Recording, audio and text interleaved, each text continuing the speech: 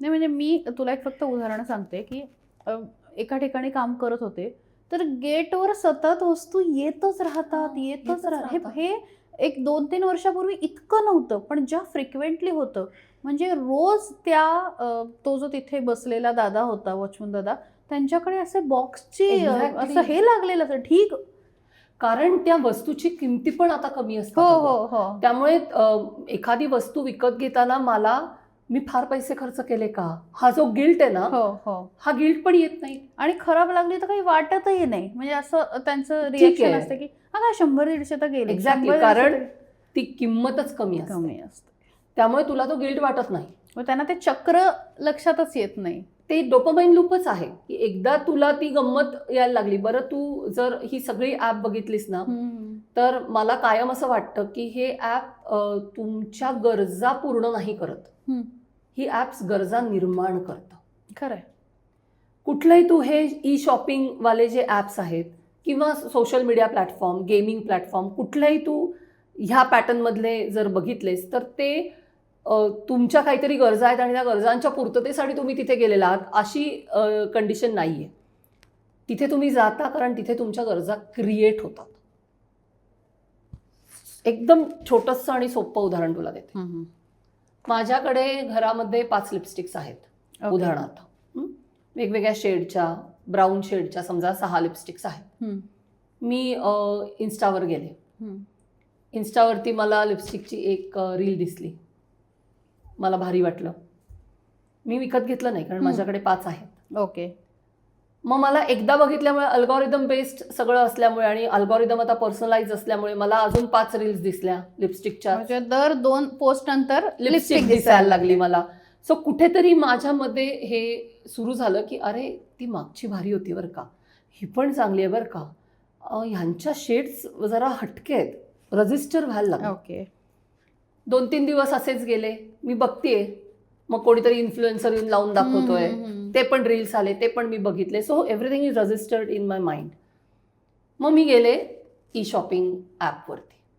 नाही मग आधी ते येणार की 2 लिपस्टिकवर 1 फ्री किंवा ते तर येणारच, ते तर सगळे येणार. 25% डिस्काउंट, हो. 10% डिस्काउंट, अर्ली बर्ड, हे सगळं येणार. मग मी समजा ई शॉपिंग ॲपवरती गेले किंवा तिथे नाही गेले, इथेच शॉपिंगचं बटन क्लिक केलं.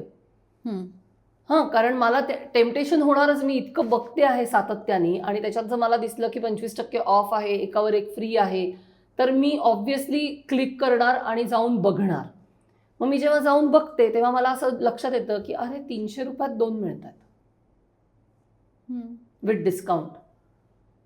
मग माझ्या मनात हा प्रश्न येतोच की घेऊन तर बघू. काय 300 रुपयात ना, समजा नाही आवडल्या, इट्स ओके, घेऊन तर बघू. आता ही माझी गरज होती का? माझ्या घरात 6 लिपस्टिक्स पडलेल्या आहेत, ही माझी गरज नाही आहे. पण ती गरज निर्माण मार्केटनी केली with the help of algorithms आणि सातत्याने तुमच्या फीडमध्ये जे येत राहतं. हे मला असं वाटतं की हे लूप्स लक्षात येत नाहीत. हे लक्षात का येत नाहीत? कारण आपण माध्यम शिक्षित समाज नाही. माध्यम शिक्षणाकडे आपण पूर्णपणे पाठ फिरवल्यामुळे हे जे दुष्परिणाम आहेत की जिथे माझी गरज नाही तिथे गरज निर्माण होते, मला अँझायटी येते. माझी कोणीतरी मैत्रीण म्हणते की अगं, तू ते वापरून नाही बघितलंस, ते किती भारी आहे, की मला इथे ते काय येतेच मला माहिती नाही. इथपासून माझी अँझायटी सुरू होते. मग मी लगेच जाते ऑनलाईन, मी शोधते की तिने सांगितलं होतं ते काय होतं, मग त्याची सगळी माहिती मी वाचते. मग मी म्हणते नाही, आपण पण ह्या चौघींनी घेतलंय, आपणही घेऊन बघूया. मग मी ते विकत घेते. म्हणजे माझी गरज होती का? नाही. मार्केटने माझी गरज निर्माण केली. कशी निर्माण केली? तर मला अँझायटी क्रिएट करून निर्माण केली. नीट समजून घ्या हे चक्र काय आहे. हे खूप कॉम्प्लिकेटेड खरं तर नाही आहे, पण हे खूप त्रासदायक आहे. सो इथे खेळ कोणाचा झाला? माझ्या भावनांचा झाला. मला मार्केटनी अँझायटी क्रिएट केली सो दॅट मी जाऊन ते परचेस करेन. फिअर ऑफ मिसिंग आउट काय आहे? तुमची अँझायटी वाढते, दुसरं काहीच होत नाही ह्याच्यामध्ये.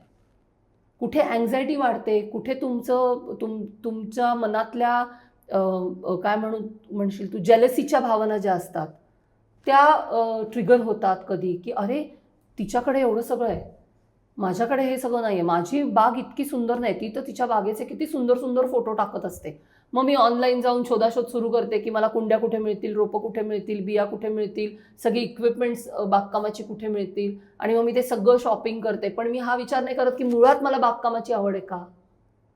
तिच्याकडे आहे म्हणून मी ती सगळी बाग तयार करीन, पण ती मेंटेन पण करावी लागते. ती स्ट्रेंथ, ती मानसिक ताकद, त्याच्यासाठीचा वेळ देणं, त्याच्यासाठीची आवड असणं, हे माझ्यात आहे का मुळात. हे येतच नाही, कारण हे मार्केट ड्रिव्हन आहे. म्हणून मला नेहमी असं वाटतं की हे खूप पक्क डोक्यात ठेवलं पाहिजे की डिजिटल प्लॅटफॉर्म्स हे तुमच्या भावनांवर चालणारे बाजार आहेत. फार महत्वाचं वाक्य आहे. जर हे लक्षात घेऊन त्या प्लॅटफॉर्मवरती आपण गेलो नाही तर तिथे हे सगळे ट्रॅप्स आहेत, आणि हे ट्रॅप्स वर्क करतात. आणि मग ते ॲडिक्शन असू दे, मग ते अँझायटी असू दे, मग ते मला हे पण माहिती आहे की अनेक स्त्रियांना पॅनिक अटॅकसुद्धा काही वेळेला येतात. इतकं एक्स्ट्रीम डिपेंडन्सी असते. त्याच्यात जेंडर थोडासा वर्क करतो. बाईला आलेला पॅनिक अटॅक ती इतका उघडपणे दाखवू शकत नाही आपल्या समाजामध्ये, कारण मग लगेच बघा पण तू हिचं. असं बघितलं? हो, त्रास होतो ना, अतिशय त्रास होतो.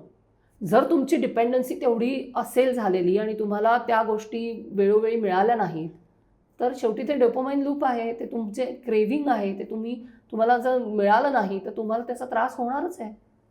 म्हणजे मला माझी काउन्सिलर मैत्रीण आहे, तिच्याकडे आलेली केस मला अजूनही कायम लक्षात राहते, आणि मला असं वाटतं की ते खूप एक्स्ट्रीम जरी असलं तरी ह्या घटना घडता आहेत. ती जी महिला होती ती सोशल मीडिया, गेमिंग आणि ई प्लॅटफॉर्म्स, म्हणजे Okay. ई शॉपिंग प्लॅटफॉर्म्स, हम्म. कॉमर्स, याच्यावरची बऱ्यापैकी युजर आणि डिपेंडेंट. आणि त्याचा परिणाम असा की ज्या बेसिक गोष्टी करायला पाहिजेत हायजीनच्या, हम्म. पर्सनल आणि घरातलं हायजीन, हम्म. त्या करणं तिने बंद करून टाकलेलं होतं. आणि तिला 2 मुलं होती छोटी.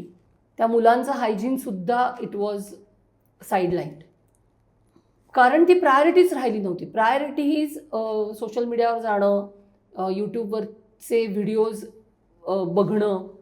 म्हणजे जेव्हा ती काउन्सिलिंगला येत होती तेव्हा ती असं सांगायची की मी खूप वेगवेगळ्या रेसिपीज बघते मुलांसाठीच्या. मग डब्या हल्ली असतात ना असे डिझायनर डबे, आणि मग तुम्ही सजावट करा त्या डब्यांमध्ये वगैरे, भरपूर व्हिडिओज बघायची, पण करायची काहीच नाही.